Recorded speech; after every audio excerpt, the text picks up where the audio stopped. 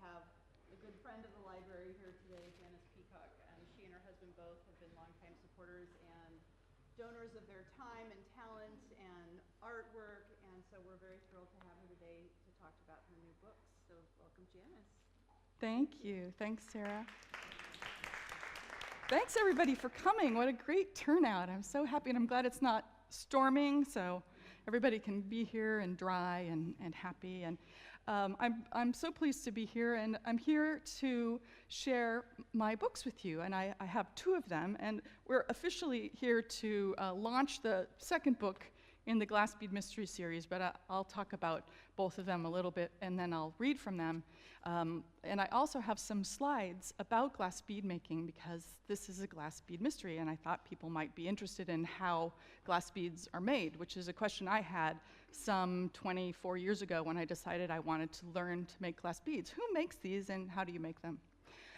So I'm going to read from the first book, and then I'll show you guys some slides, and then I'm going to read a little bit from the second book. So the first book is called High Strung, a Glass Bead Mystery, and the main character is a woman named Jax O'Connell, and she sort of gives up her whole life in Miami, sort of a mediocre life actually, and moves to Seattle, which is a wonderful city for glass.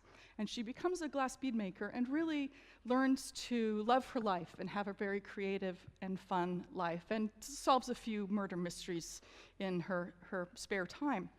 And she has a very good best friend named Tessa, who's a feisty Italian woman with 3 kids, and then she has a very wacky next-door neighbor named Val, who's very tall and very red-haired and very much likes rhinestones. So what happens in the first book, which I'll read in a moment, is that some things happen at a grand opening of a bead store in Seattle, where, as you might imagine, someone turns up dead.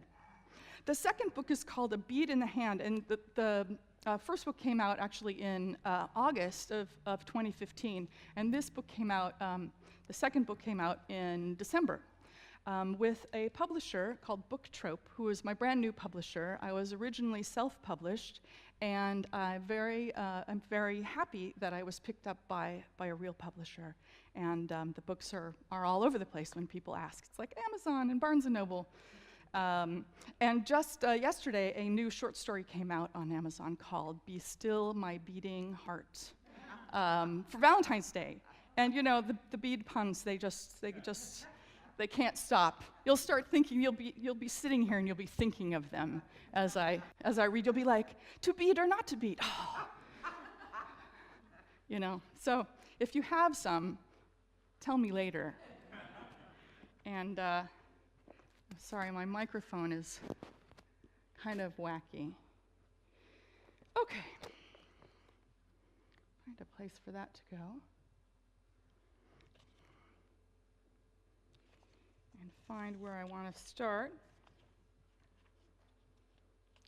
So the section I'm going to read you is where Jax and Tessa show up at a bead shop. They're having a big opening, grand opening festivities for a weekend, and there's a sale of beads, and everybody's bringing their work in. And the name of the shop is Aztec Beads, and you'll hear about some of the various characters that come into this place for the weekend. Rosie broke through the crowd, hustling up to the counter by the window where Tracy stood. Rosie was a fireplug of a woman, her dark hair, complete lack of a neck, and right now the intense look of anger on her red face made her look like a very serious fireplug. This wasn't a woman you wanted to mess with. She meant business, and as far as I could tell, with all the people buzzing around the shop, her business was doing very well. Tracy, did you call the police about those 2 thugs trespassing on my property? Rosie demanded, pointing her stubby finger toward the window at a young man and woman on the sidewalk. Is that Misty and Nick? I asked Tessa in a whisper. Tessa nodded. The couple had spread out a colorful batik cloth on the sidewalk and had pulled all sorts of glass beads and pretty woven bracelets out. I wasn't sure what made these 2 people thugs, because every time I'd chatted with them, they'd been sweet, maybe down on their luck, but they seemed like good people. Misty, the young woman, was wearing an old red flannel shirt and faded jeans. Her hands darted from item to item as she laid out the bracelets with care, the cuffs of her shirt pulled back to reveal a tiny geometric tattoo around her right wrist. Her partner, Nick, pulled off his hooded black sweatshirt and settled down cross-legged on the ground next to the cloth, his knees poking out through the holes in his jeans. Nick opened his backpack to start working on some new bracelets, engaging customers with a charming smile as they came by. From what Tessa had told me, Nick and Misty had no permanent place to call their own, and they apparently did a lot of couch surfing. Several people stopped to look at what they were selling, and while they didn't make any sales while we watched, it did seem like they had enough interest in their jewelry that they'd have some buyers eventually. I could nearly see the smoke rising from the top of Rosie's head as she flailed her arms around and shouted at Tracy. Tracy tried to reason with her mother. "I don't think we can do anything, Mama. They're not on our property. It's the sidewalk. It belongs to the city." "This is ridiculous. Nobody has any balls in this city," Rosie said, punctuating each word with a thump on the counter with her fleshy fist. Tracy winced each time Rosie's hand made contact. "I will deal with this and you later." Rosie turned to leave and saw us standing there, having just witnessed her outburst. She grimaced just a little. It was enough to remind us that she was human and had just embarrassed herself with that temper tantrum. Then we watched as Rosie's stout body wedged its way back through the crowd and out of sight. Tracy looked woefully out the window. She didn't know what to do. This couple couldn't be much older than she was. Tracy clearly didn't agree with her mother, but didn't seem to be able to stand up to her. I supposed Rosie didn't like the couple cutting into her potential profits, but really, were there going to be any fewer beads sold in a shop because a couple of kids were trying to make a few bucks to make ends meet? "Let me help you find Judy," Tracy said, composing herself as she tucked her long, dark hair behind her ears. We followed Tracy through the shop and into the classroom at the back of the building, where she pointed Judy out to us.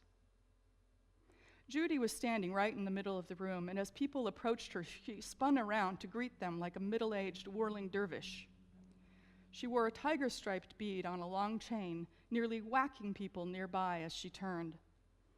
While Judy's necklace was pretty, the rest of her needed a makeover. If Val ever met her, she'd be trying to convince Judy to let her give her a complete overhaul. Val was always looking for frumpy women to fix, and Judy was a prime candidate with her gaudy, oversized jungle print top. Judy was the hardest working volunteer I'd ever met, and an extremely talented jewelry designer. This weekend of events was her brainchild. Everyone who wanted to be part of this exhibition had to apply to the Jewelers of Washington League.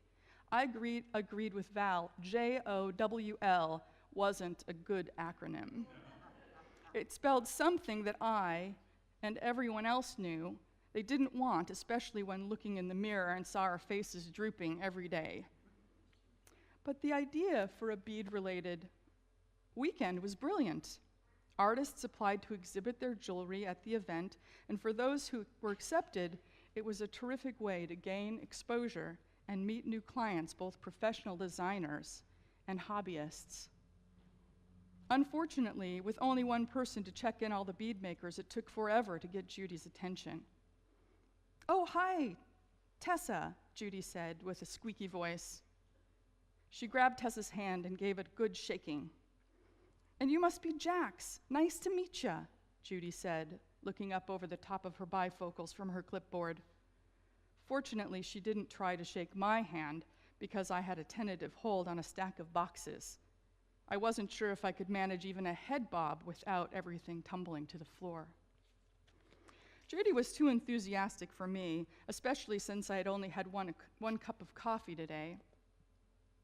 She was pleased that there were so many people here to set up for the gallery show.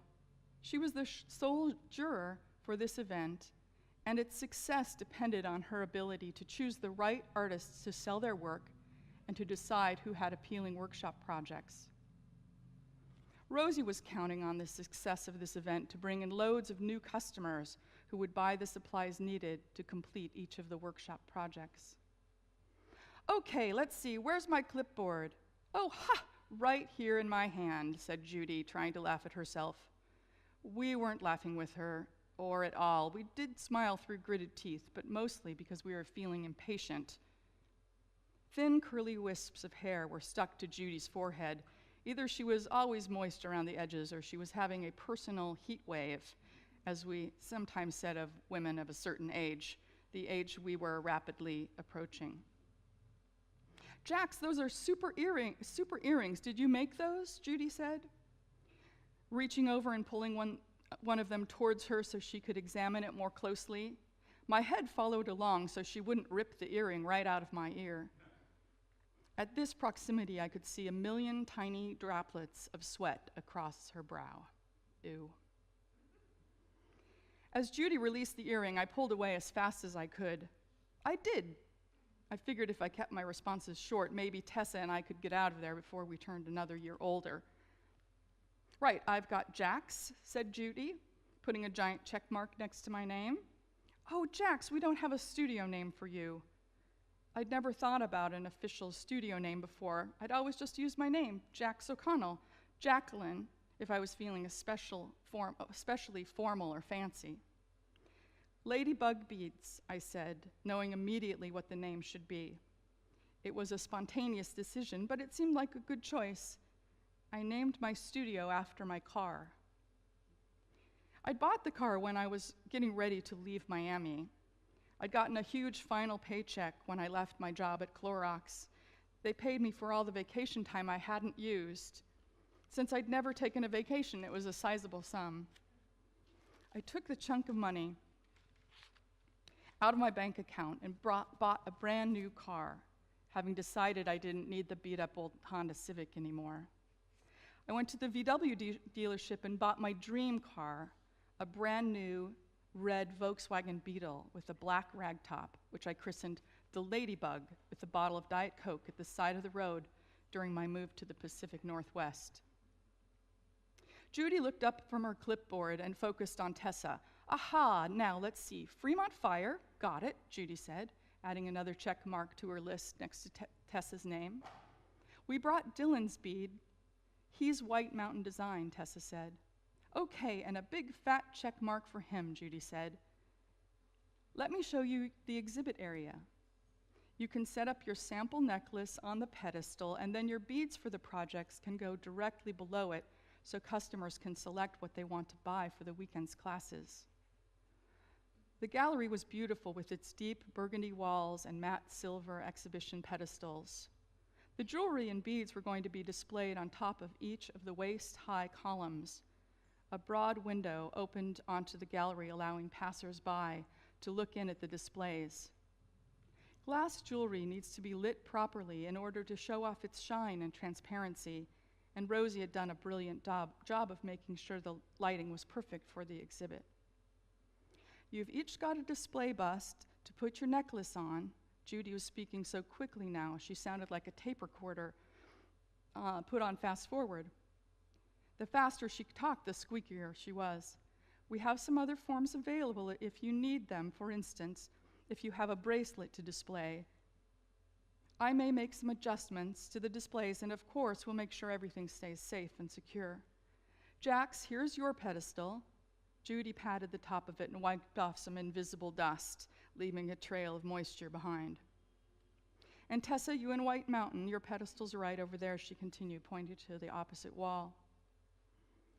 I'm glad you're doing this weekend of workshops, I said. You mean weekend of education, enlightenment, and design? Judy sounded proud of the clever name she'd given the weekend's events. Weed? Yes, I thought it was super. You know, our knowledge grows and spreads like weeds. I thought about wed, but I didn't think anyone would want this to be a wedding-oriented event. Instead, I thought people will think this is a pot-smoking event. Great. "Okie dokie," said Judy, as she went off to find the next person on her list, and then she was gone, swallowed up by the crowd of people milling around the shop. "Judy needs to work on her acronyms," I said to Tessa. "What, you don't like jowl or weed?" "I say, without a doubt, both are terrible, but I bet you can't do any better." "I'm up for the challenge. How about new ideas in beads?" "Nib, not good. Bead makers united, teaching together. But the worst." Okay. Maybe it's not so easy. So that's a little, thank you, a little bit about what's happening, and of course, many other things happen in this book. All right, so now what I thought I would do is show you some slides. Let me make sure I can get this working and that I don't spill my water, which is always a faux pas. All right, let's see.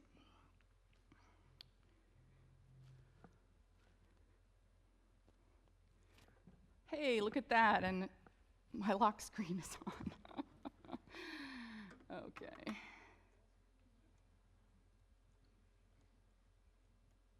Oh, of course. Oh, for heaven's sakes. No pressure, right? Please. Got it. Okay, so let me start this up, and we'll go.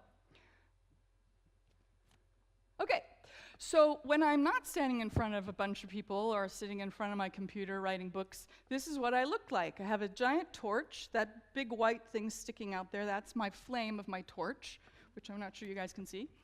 And then the big thing there is a big blob of molten glass that I'm cutting with scissors, which is one of my favorite things to do, is to cut molten glass. It just feels good. And then I wear these special glasses that protect my eyes from the flame, and that's about a 2,000 degree flame, so it's a lot of hotness.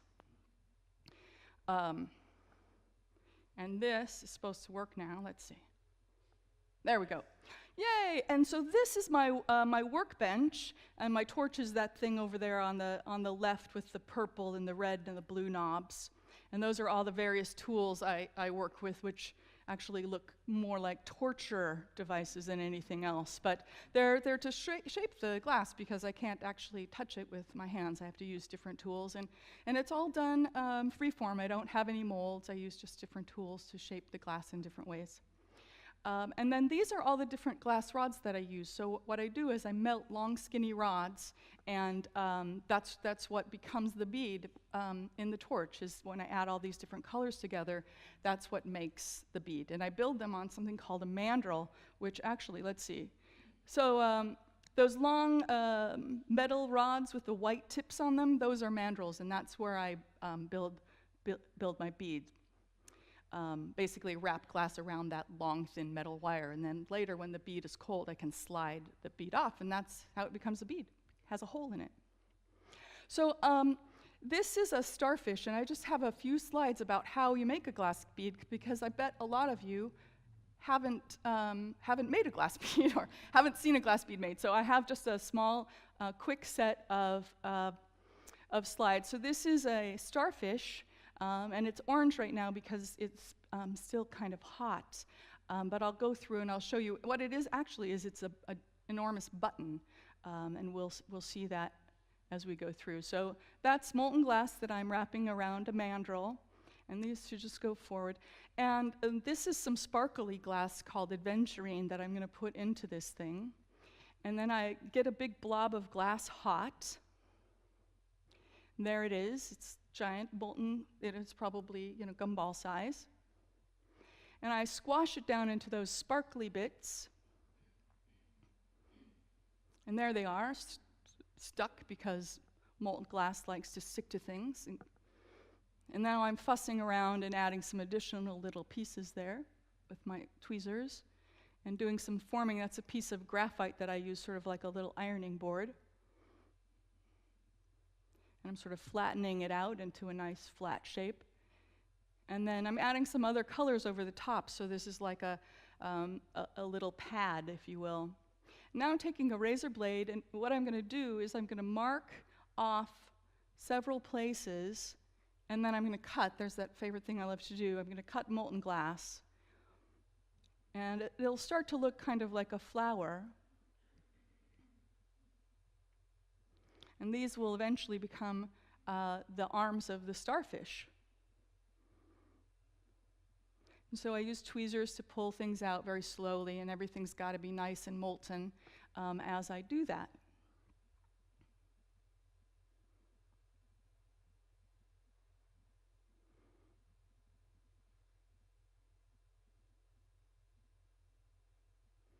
And so this is me pulling out all of those long arms.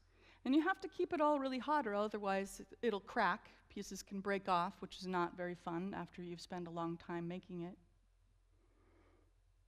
And that's the back side. And then what I do is, this is that little bead I made at the very beginning, and I stick that on the back side, and then what you have is sort of a jumbo button.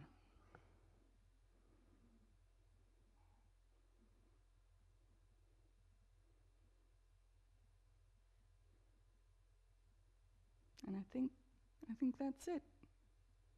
Oh, forgot, there's dots on it.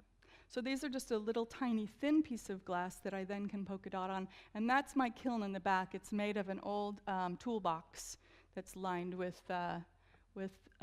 fiber. And so now you all know how to make a glass bead. So you can be like, of course, I make a glass bead. And so that particular starfish went into this big necklace. Actually, it's a slightly different one, but you can see it in the middle. It's the big starfish. And then most of the rest of that necklace is made of glass. A lot of the pieces that you see, there's sea glass and some coral and little skulls and all sorts of things that are in that piece that I made, and that traveled around in an exhibition all over the world for a while.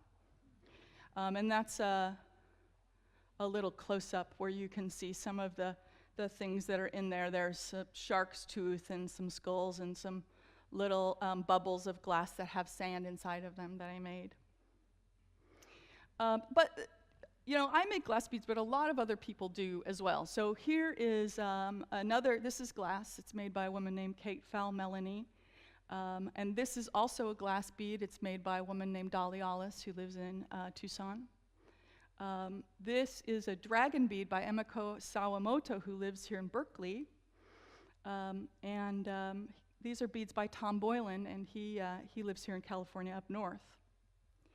And these are some beads by Barbara Becker-Simon, who lives in Florida. So I just wanted to show you that there are all sorts of different kinds of glass beads out there, and these are just a few that I happen to have handy. Yeah. Barbara Becker-Simon's, all of them are pretty big. Barbara Becker-Simon's beads are maybe gumball size. Same for Tom Boylan's. That one's pretty small. I think maybe, it's got a really enormous hole in it. But it's probably, maybe the size of a quarter. They're all pretty big. This is quite big. This is a couple of inches. Dennis. While you were using that 2,000-degree flame and working with the very hot molten glass, you didn't have anything on your hands. And That's true. I have little burns all over my hands. The flame is very concentrated. And so it's very hot right where the flame itself is. But as you get out just a couple of inches, it's really not that hot. I'll work on a piece of glass that starts out and it's maybe 12 inches long, and as I make something, it gets shorter and shorter.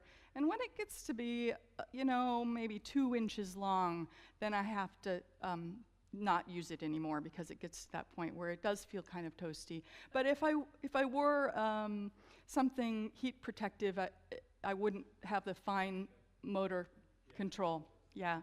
But anyway, the eye protection is really important. Actually, it helps me see better. There's a certain filter on it that screens out. Hi.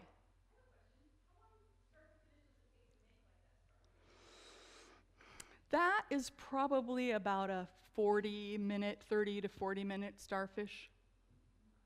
A lot of the things that I make take a half an hour or more. So then, as you're making it, like you were showing us, different pictures of you doing something, Mm-hmm. like cutting. Mm-hmm. So then you just, during those 40 minutes, you just like put it into over the flame again so it stays molten? Well, so it stays warm. So would it, so do you have to keep warming it up? You do, and you have to keep the part molten that you want to work with, while the rest sort of stays toasty without becoming cold. So there is a lot of, rubbing your tummy and patting your head going on, and picking up tools and putting them down. But you have to make sure the whole piece stays warm. And you have to make sure that it doesn't get too molten all over, because all those lovely starfish arms want to melt back into one big round blob, which is one of the challenges, that glass likes to be round, likes to go into a wall. So there are some challenges to it, and a lot of it is a lot of practice, a lot of many years of practice, and I really love doing it, and it's been an interesting challenge for me now that I am writing books to figure out how the balance is for me in terms of which what do I choose to do on any given day. Yeah. Can you talk a little bit about how you can keep something hot or molten without it falling off the little metal thing that you're building off of? That's a great question. So the mandrel, that piece of metal, is covered in a clay-like substance, and that's where I build the bead. And the reason that clay is there is so that when the bead is cool, it can slide off. That clay sort of acts as a buffer between the glass and the metal. And so what can happen is, if you're really tough and moving everything around, sometimes what's called bead release, that clay can break, and then the thing you're working on is going to flop around. So you have to really be careful that the bead doesn't break loose from this clay, and that requires just making sure that whatever you're going to pull on or push on is molten enough that it doesn't break away. Did that answer your question? Yeah. Okay. All right. Continuing on. So this is what my work looks like. Everything I make looks kind of old and ancient, and I did bring some pieces that are back there in the back. And I like really old and ancient things because I grew up in Southern California, where the oldest thing was not very old. The old mall, the mall that was built in the 60s, that was the old thing where I grew up. So I love all these old things that that look like they were dug up from an archaeological dig, and have some of this patina on them.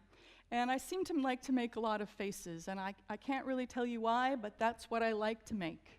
And I've made those for many years, and they have changed over time. And they're very peaceful for me, and I really like making them. And those are all about, an inch and a half or two tall. And then here are a couple of necklaces. This one feels grainy, and it looks a little bit like opals when you see it in real life.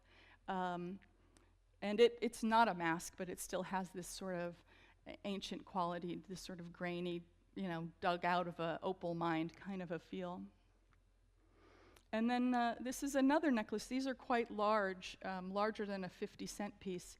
And these are used, this design is made by sort of pulling the glass back and forth. If you've ever seen Martha Stewart make a fancy cake with, the zigzag frosting on it, it's just that, except molten lava. So, but this style, this zigzag style, is a very ancient style. There are beads back to Egyptian times that have that zigzag pattern to them. I think that might be my last slide. Oh, I've got a couple of videos, but we're gonna do some other things. I'll read some more of my book, my second book, and then if people are really excited, I can show you a couple of videos, but we'll see how it goes. How is our time going? We're doing fine. Any other questions so far? Okay. All right, I'm going to close. No. Hold on. Yeah. So, and maybe it's in your book, but what inspired you to work on beads? What inspired me to work on beads? That is a great and fun question. I was pregnant and not able to do much for a period of time. And during that time, I was like, I was trying to figure out what to do since I'm sort of an active person. And so I made a bracelet, and it had not great beads on it. It had these beads I bought at the bead store, but they weren't like the ones I really wanted to make the bracelet. And so I looked at the bracelet, and I thought, who makes these? How are these made? I want to learn to make these. And that was pre-Google. This is way pre-Google. And so I endeavored to find out how you made glass beads, which was hard. And I eventually found a place in a studio in Oakland, and they were bringing in a guest instructor within just a few weeks after I went on my mission to find out about glass beads, and took a weekend workshop. And that was just such an amazing moment to realize there's this thing called glass bead making, sometimes called flame working or lamp working. And I just found it in this strange way. At first, somebody was like, well, you have to have a furnace that runs 24/7 and melts hundreds of pounds of glass. And I'm like, that's not what I want to do. So using a torch was a perfect way to be able to do something in my house. I now have a little studio, but that is how. And it turns out that I was very early in the glass bead making movement, if you will, in the United States, and really one of the very early glass bead makers in California and in the United States. Yeah. I have. I've studied. Yeah, I've studied in Italy with a couple of different glass masters. There's one named Vittorio Constantini, who really is amazing, and he makes all of these amazing fish and birds that are so lifelike. It's hard to believe they're really made of glass, tiny, tiny. And Lucio Bubacco, who's another man I've studied with in Venice, who makes all these beautiful human forms, all about 6 inches tall, doing amazing things, some of them rather naughty. But beautiful work, and it has been wonderful to take workshops in Venice, and just to be in Murano and walk around and absorb the glass there, the place there, and Seattle as well. And that's why the book is set in Seattle, is because Venice isn't really the only place that glass is important. It's also really important in Seattle. That's where Pilchuck Glass School is, very famous glass school that I've attended. And the Tacoma Museum of Glass is also there. And I was a artist in residence there a couple of years ago. So Seattle is huge for glass. That's where Dale Chihuly is from as well. How did you happen to have Jax leave a job in Miami with a company that's based in Oakland? Well, it was a little artistic license there. We try not to think about the fact that Clorox has office buildings, I'm sure, all over the United States.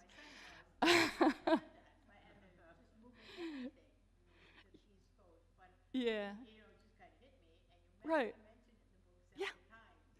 several times. The reason Clorox is because I think of Clorox as the color white. And part of it for me was she was sort of leaving the white, generic corporate world behind and moving into this very colorful, warm world. And so that was why it was Clorox. It could have been any other sort of generic company, but I really like the idea that she walks out of this white place. What's that? Sterile, right. Right. But good question. Yeah. How many people would you say in this area are bead makers? I mean, is it a big group or just a few? I would say in the greater Bay Area, there are probably at least 50. There might be more that have learned and aren't really doing very much with it. But this area really actually has a lot of really excellent glass bead makers, very diverse. People do all sorts of different things with glass, very cartoony and very elegant, all over the spectrum. Sculptural as well as just very beautiful abstract shapes. It's very varied. But they aren't specifically bead makers, then there's beads and then there's other things, is that?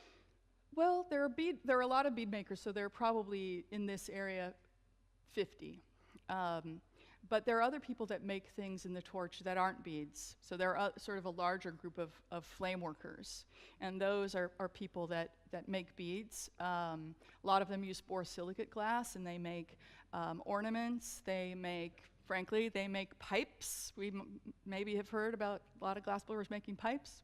That's all done with a torch, similar to the torch that I use. So different sort of factions of people that work with torches.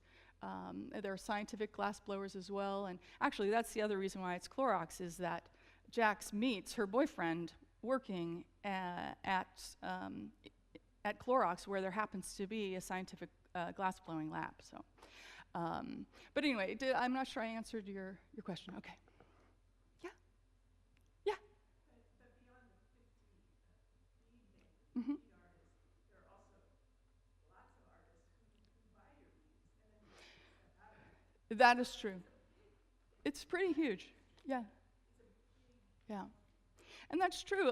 There are a lot of people who just collect the beads. They just want the beads. And actually, I have a collection of beads that, I just like them as objects to collect. But there are a lot of artists who are bead designers, who are jewelry designers, who buy beads made by bead makers to make into things. And bead makers also make their own jewelry sometimes, but sometimes it sort of depends on where your design vision ends. Like if you are an artist and the thing you envision making is the bead, and then after that your vision of what happens is over, then you sell them to designers. But if your vision is, I'm going to make these things to become a piece of jewelry, then your design vision is the whole piece.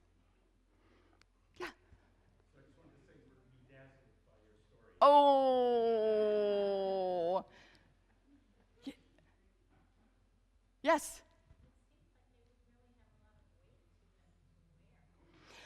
They do.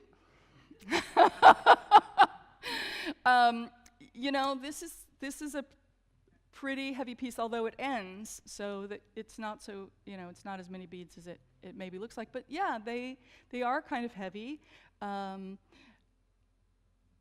Many people make hollow beads, and that helps so that you can have a larger size. There are different techniques for making hollow beads, or any number of hollow things, like hollow Christmas tree ornaments. So there are ways to make them big without being solid, basically. And it is true that it does start to be some weight once you get these larger sized pieces. Okay. I have one more small section. In A Bead in the Hand, Jax and Tessa go to Portland, which is another one of my favorite cities. I should mention Seattle is one of my favorite cities, so it made a lot of sense. I can go to Seattle to go on research missions and have it seem like a reasonable business expense.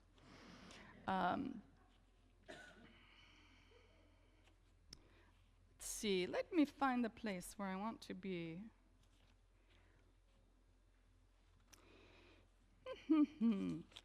And so, this book takes place in Portland at a bead bazaar, which is basically like any sort of craft fair you've been to. There are lots of tables and a vendor at each table in a large ballroom. And Jax is there to sell beads. And I think that's probably all you need to know. And as you might imagine, someone dies. In fact, who dies is the bead diva. Who has read the first book? Some people. Well, in the first book, there's this diva. She thinks very highly of herself, and she's got a huge ego. And I'll just tell you right off, in this book, she bites the dust. It felt very good to kill her off because she was so obnoxious. And now, if you haven't read the first book, you'll be reading it and going, she's done for. I'm probably not supposed to tell you that, but you don't know who did it. I'm not telling you that. Okay, and Miles is her hipster assistant, Sandra's hipster assistant. So you know who some of these people are. The elevator doors were just starting to close. I made a dash for it and slipped in. I nodded a greeting to the woman already in the elevator and pushed the button for my floor. When the doors opened, the other passenger turned right toward the even-numbered rooms, and I went left to the odd-numbered rooms. I reached for the key card in my pocket and realized I didn't have it, only the credit card I'd used in the coffee shop. "Tessa," I whispered through the door, hoping not to wake up the entire hall. "Tessa." No answer. I knocked a little bit. No answer. I pounded a little louder. "Tessa!" I was half shouting now. I didn't want to stand in the hall for hours while Tessa slept. The door was ripped open, but instead of the irritated yet groggy Tessa I expected to see, Miles stared out at me. "Miles!" I shrieked. "Miles, what are you doing in my room?" He looked small and pale with just a sheer scarf wrapped around his waist. I tried not to look down, not wanting to see any more of Miles than absolutely necessary. "Oh, look, this isn't your room, okay? It's Sandra's." I didn't want to go back to my house where my roommates party all night. I thought I could sleep here instead since she wasn't using it anymore. Why let it go to waste? Sandra's room. It was more a question than a statement. Where was I? I looked at the door number next to Miles's head. 511. I had a sudden realization. My room was 611. I had gotten off on the wrong floor and was now interrupting whatever it was Miles was doing. What was Miles doing? I peered over his shoulder and saw a mortified-looking Minnie, who's another beadmaker, sitting up in bed with only a sheet covering her, staring back at me like a deer caught in the headlights. "Well, I guess I'll be going. Sorry to have interrupted. Sorry to have startled you. Really sorry. It was an honest mistake. All these hallways look alike." "Crap, Miles, haven't you ever heard of a peephole? I swear," Minnie hissed. I didn't hear the rest of the rant as the door clicked shut. I slunk away. 3 minutes later, I was at room 611, banging on the door and yelling at Tessa to let me in. When she finally opened the door, I nearly knocked her in the forehead. You are never going to guess what is happening exactly one floor below us. So, Jax decides she has to go and investigate what's happening in Sandra's room because there could be clues. But she's racing against the clock because the police need to come and seal the room because it could be a crime scene. Although after Miles and Minnie were in there, who knows?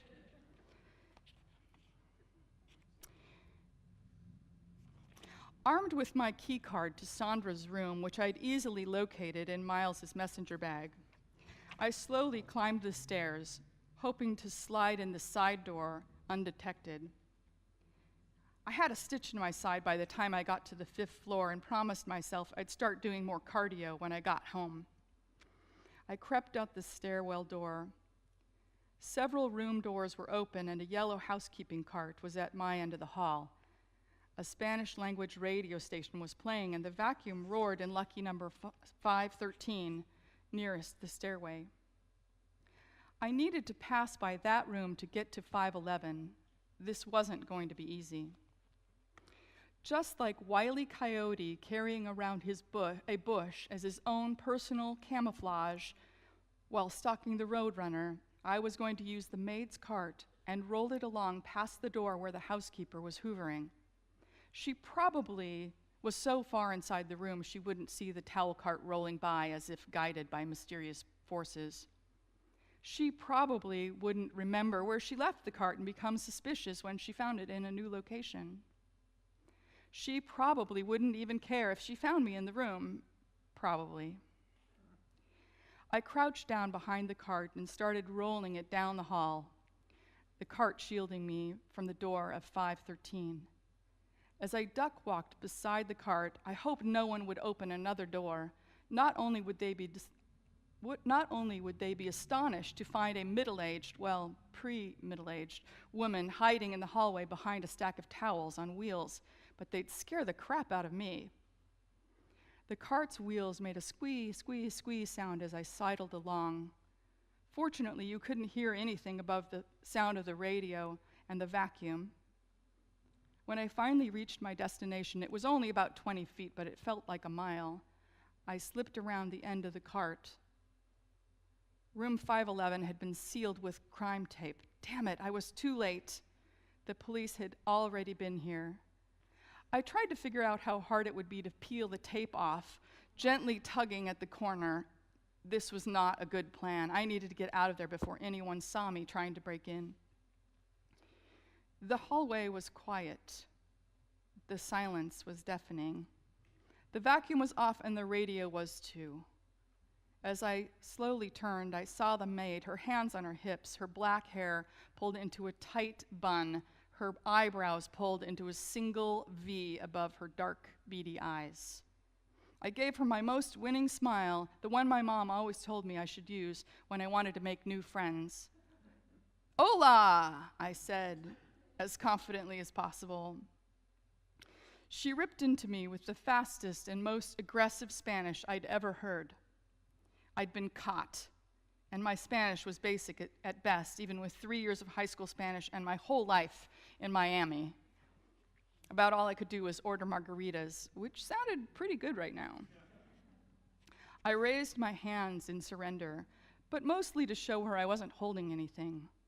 She glowered at me. We were in a standoff, and she wasn't moving until what I didn't know. Lowering my hands, I pulled Miles's key card out of my pocket. "See, I'm okay. I'm a guest at this hotel. Here's my key." I hoped she'd understand what I was saying because there was no way I could manage it in Spanish. "I was confused and I came to the wrong room," I fibbed and flashed another smile.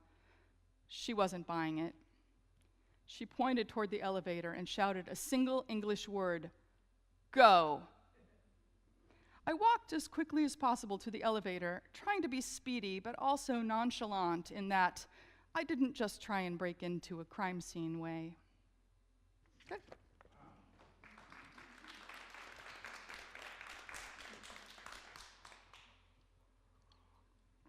That's all I got. Do you have any more questions? You had so many great questions. Well, in a lot of mysteries, there's a reason for the person who's solving the crime to solve, like, police detective or private detective or something like that. Mm-hmm. And Jax is a bead maker, and she's so obsessed with, like, it's Why does she want this? have to Why does she have to do this? cart of towels Yes, right. peel off the bead. Well, in A Bead in the Hand, she has been accused of murder. And so she would really like to solve this before she gets hauled off to jail. And the detective is not a very nice person. As happens, they're either really not a nice person or they're really extremely handsome. And you get a mix of that in my book. So in this particular book, in A Bead in the Hand, the detective, Tiffany Houston, which is a terrible name for a detective. It's really, hard to be a good detective when you have such a lightweight name, which is part of her problem, I think. Anyway, so Jax is accused of murdering this particular person. And in the first book, it's actually Tessa who is under fire and accused of murdering someone who we will not say who. And so that's why Jax seems to, and she's curious as well, and I think she notices a lot of details, and she's a glass bead maker and a jewelry designer. She thinks a lot about the small things and is able to sort of pull some of those out as part of her desires and skills. There was somebody else who was raising their hands. Yes? I was just curious, and going from bead making to writing mysteries, how did you make the what did you do to get How did I? Yeah. feel confident to Um, sit down and write a mystery? well, in In my other profession, I was an instructional designer, so I did a lot of training and public speaking and writing, but technical work. So I felt sort of comfortable with language and writing, so that was good. In 2012, I participated in National Novel Writing Month, which is called NaNoWriMo, if you've heard of it. And during the month of November, you sit down and you promise yourself, you commit to writing 50,000 words for the month. And it's a lot of words to write in a month. You have to write every day, and you have to write a lot. And so I did that because I was like, you know what, we'll give this a try. And for me, this was originally only going to be sort of a book for me and maybe some of my beadmaker friends. And I didn't know what month NaNoWriMo was. I thought it was October, so I wrote the first book in October and then realized that it wasn't NaNoWriMo month. So the second month, in November, then I wrote a second one. And so those are the first two books. Actually, A Bead in the Hand is the very, very first book I wrote in October in the wrong month. And then High Strung I wrote in second. So I just sort of sat down and said, I think I'll give this a try. Did you have an editor after you wrote it? Did you have rewrites, or did you just, that was it? I had a ton of rewrites. I spent, I don't know, maybe a year and a half rewriting it. I had many edits and professional edits, as well as many good, great volunteers. Some of them here today, actually, who would read it just, to see if they liked it or what was wrong or what worked. But it was fully re-edited when the publisher signed me, and basically I get a team when you join the publisher. You get to pick an editor and a proofreader and a cover designer, and so it did get fully re-edited and they didn't really change much, but different editors have different things they want to see. Yeah. Go ahead. Are any of your books produced in audio? Not yet. It's a great question. A lot of people have been asking for it, and I very much want to do it. The problem really is, do I write another book or do I record the first book or the second book? And I need to do it, but I haven't. Yeah. Thank you. Well, in one of my careers, I actually worked in radio, so I think I have the technology to do it. We have a lot of good audio equipment at our house, so I really could do it. There's no reason why I haven't done it other than I've been writing other books. But stay tuned. In fact, I will give the plug for, please sign up on the little pink sheet back there, your name and your email address. I promise not to spam you, because I do not have time to spam you. I have books to write and beads to make. So please sign up on my mailing list, because I can give you updates on, for instance, when the audiobook is coming out and when the other books are coming out. Go ahead.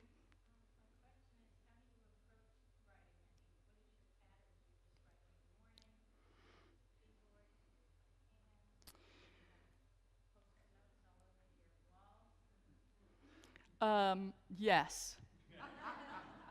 I work on this laptop. I have a big monitor that I use that lets me, show a whole huge page at one time. I don't write much out by hand. Occasionally, I will print the whole thing out. It's sad to kill a tree, but sometimes you really have to see it on the paper, and then I'll mark on it with a pen. And sometimes I'll look at it like I can pull it onto my Kindle or onto my iPad and look at it in different ways. And sometimes I'll change the font to something else, because then I see different things. It's very strange the way that works. But I don't have a very good schedule in terms of I write every morning. It seems like what it is I write like a maniac for a couple of weeks, and then I make beads like a maniac for a couple of weeks. And I haven't quite figured out how to. I have this great idea that I'd write in the morning and make beads in the afternoon, but it doesn't really happen like that, because some other thing happens and then I get distracted. But I also do a lot of promotion of my books, so I also spend a lot of time just on the computer, on Facebook, Twitter, Instagram. You can find me everywhere. In fact, if you pick up a bookmark, every single way in the whole universe, including smoke signals, is on that bookmark. So that gets in the way of writing some too, frankly, and that's what I am to understand is the way of the writerly life anymore, is that you have to do a lot of social media stuff. Yeah. Yeah. So one is, what's behind the term cozy mystery? Oh, sure. And then my second question is, on your different, pages, for example, Facebook, you talked about the miniseries, so if you could tell us Oh, something yeah. about what the miniseries Yeah, sure. Cozy mystery is a genre, a subgenre of mystery, and cozy mystery basically means that there isn't any graphic violence. There is little cussing, and there is no graphic sex. So it's just cozy means clean, squeaky clean. And some people define that as super duper squeaky clean, and then some people are a little bit more, there's a little bit more going on in them. But I'm really a wimp about violence and scary stuff. So to me, the cozy mystery is a great genre for me because I kill people in every single book, but they're always very clean. I don't know. So that's what cozy mystery is. And then there are usually a couple of categories, sort of sub genres, if you will, of cozy mystery. There's one that's crafts and hobbies. And there are lots of different kinds of cozy mysteries. There are knitting mysteries and quilting mysteries and teacup collector mysteries. So that's one little branch. And then the other little branch is a really huge one, which is cooking, culinary mysteries. That's a huge other cozy category. So that's what the cozy is. Why it's called cozy, I think it's sort of, you get your cup of tea and you have your cat on your lap and it's very cozy by the fire and you read your murder mystery. So, and a lot of the books do have cats, and yes, my book has a cat named Gumdrop, but it was a requirement for me. Do you have any inspirations, like authors that you enjoy reading that inspire you to write like you do? One of my favorite authors is Janet Ivanovich. And she doesn't really write cozy mysteries. She sort of just writes adventures, women adventures. So that's probably one of my favorite authors. I like M.C. Beaton. There are a lot of good mysteries in that series. And she's got a couple of different series. It's hard. I'm overwhelmed to even answer that question. I read all over the place. I don't just read cozy mysteries, although it seems like I keep downloading them onto my Kindle. I read all sorts of, actually read a lot of nonfiction when I'm actively writing fiction, because too many stories get going in my head and it's hard to keep everything straight. So I just read Big Magic by Elizabeth Gilbert, which is an awesome book about being an artist, actually. It's very good a book about being creative. Somebody else had a question. Yeah? Oh, miniseries. So I just released Be Still, My Beating Heart. It's little tiny, we call it a mini mystery. It's so squeaky clean that no one actually even dies. And it's 99 cents on Amazon. It just came out, and it's Valentine's Day because Be Still My Beating Heart. You have to have that be a Valentine story. So it's 99 cents on Amazon. It may become a free Amazon book, but Amazon is mysterious with their pricing. But if you, again, my plug for my newsletter, I'm going to have it free, most likely on my website, and I can let you know if and when it goes free if you sign up. But I don't know how many of those I'm going to write. It was really fun to write it because it's just this little thing as opposed to this big monstrous novel that goes on and I have to figure out how all the parts fit together. It's just like one little chapter. It's a short story. Yep. It was really fun to write. I rather liked it, but now I have to change back into novel mode because the next novel is coming out in the summertime, and it is called Off the Beaten Path. Yes, it is. Yep. And Jackson, Tessa, and Val will be back in that book for many new hijinks. Yeah. Okay, so Jax, so I did read the 2 books. Mm-hmm. Did she just come to you that October when you started writing, or had you been thinking about like an alter ego or something like that, or She is. Who is Jax? Jax is not me. I will tell you that Jax is not me. I came up with the idea of a murder mystery series a number of years ago when I was in Corning, New York, working in a glassblowing studio with a whole bunch of really wacky people, and some of them were really mean to each other, and there were all these weird agendas, and I was like, this is like a murder mystery. And so I decided that it would be cool someday to write a mystery about the glass world or the glass bead world. The cutthroat glass bead. Well, there are so many different ways you could kill somebody with beads and glass. I tell you, they come to me all the time. So Jack sort of came around a little bit organically. I noticed that she changed between a couple of books and that she sort of only came all the way into focus once I'd sort of written about her a lot. But she's not really based on anybody I know. I wanted her to be spunky, and that's why her name is Jax. I thought that seemed like a spunky, name. I used to live on Jacqueline Way in Concord, and I think that's sort of where the name came from, is that Jax is short for Jacqueline. And sort of the rest of it, there are some secrets hiding in some of the names that haven't really come out yet, so, I'm not going to tip my cards on those. But there are some different things in each person's name, why they're named the thing they are, that as I get on to book 8 and 9 will maybe come out. I don't know. So anyway, I don't know if that answers your question or not. Yeah. Go ahead. So I guess you don't have time to teach beading anymore? I- Working, or I do. are you teaching? I am. I just taught a weekend workshop last weekend in Marin on how to make all my ancient craggy-looking stuff. It was phenomenal. It was really a neat weekend. And I don't teach a lot. I love to teach. It's just a matter of finding the place and the students. But I do love to teach. So, I think I might be teaching it again in the summer in New Orleans. Fingers crossed. Anybody else? Yeah. When you said free, Free? you reminded me of an NPR thing I heard the other day. Uh-huh. That now, unless you're really a big-time author, you almost don't make any money writing. True. I mean, is it for the love of the craft, or is there some?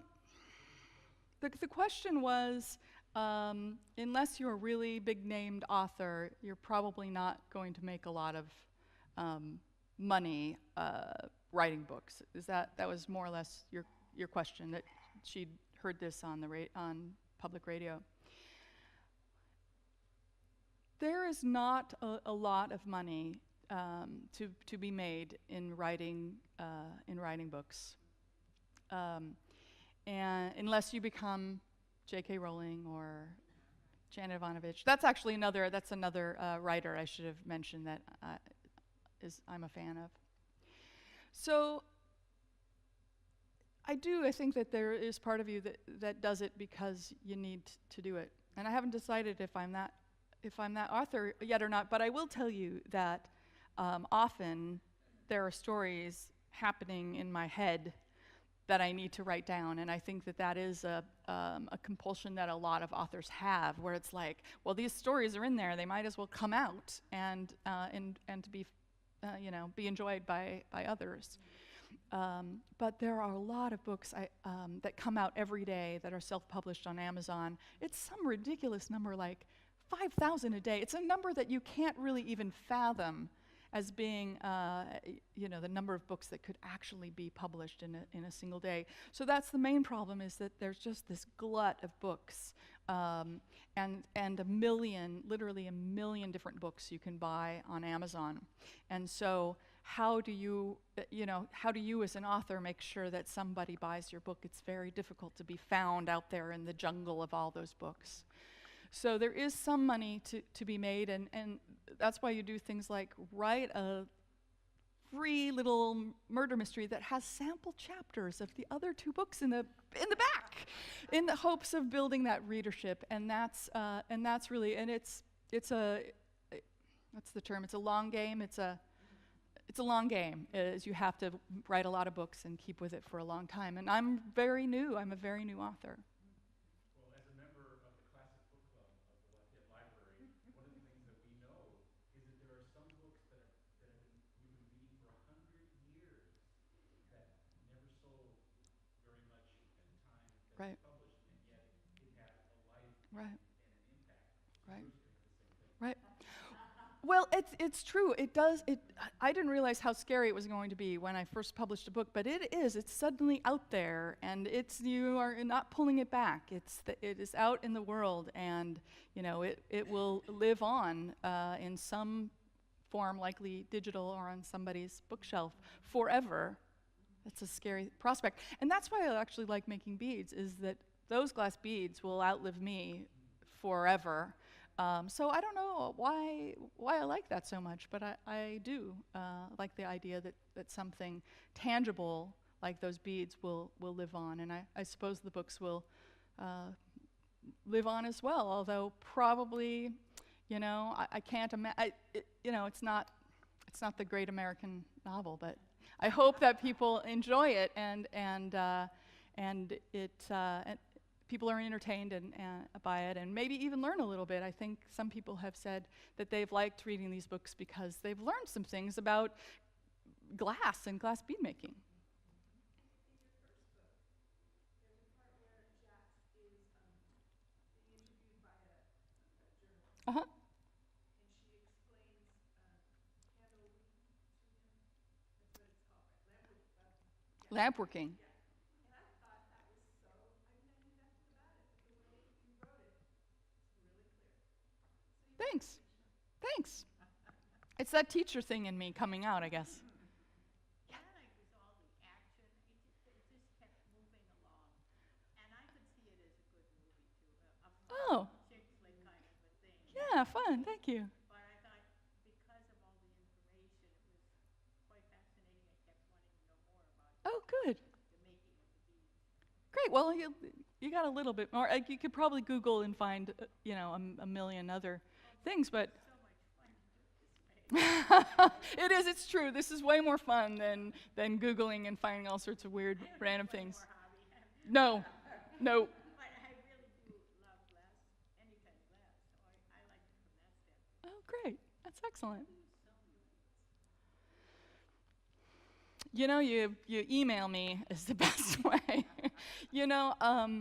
Usually on JanicePeacockGlass.com. So I have Janice Peacock, which is my author site, and then Janice Peacock Glass, and that is my glass and bead site.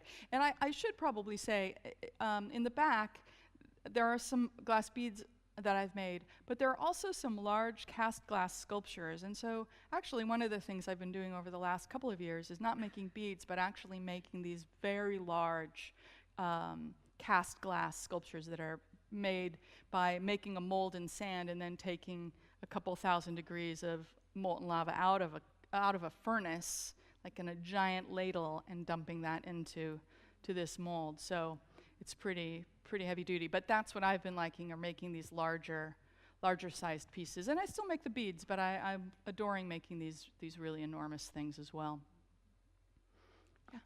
Do you use an outline in your writing? I do use, the question was, do I use an outline? I do use an outline. I often don't seem to follow it very well. Like, it's good intentions, and it might hold up for like the first half of the book, but then things happen, and then it doesn't go the way I planned. And it sounds kind of weird to say, but sometimes the characters, they just need to do some things on their own, and I just document what they do. And sometimes it surprises me what they do, and this probably sounds like a little crazy, but you know, sometimes things happen, and I go, I didn't know that was going to happen, but it needed to happen. So I do, but things happen, and then the path changes. I can't be stuck yeah. Yes. Yeah. Yep. Are we all? Yeah. Great. Thank you. Thanks. All right. I will. I'll be in the back if anybody wants me to sign a book or to answer questions or what have you. Thank you, everyone. Thanks for coming. By the way, the peacock napkins are a nice touch. Thank you. That's right. Have a cookie, or I'm going to turn off this now.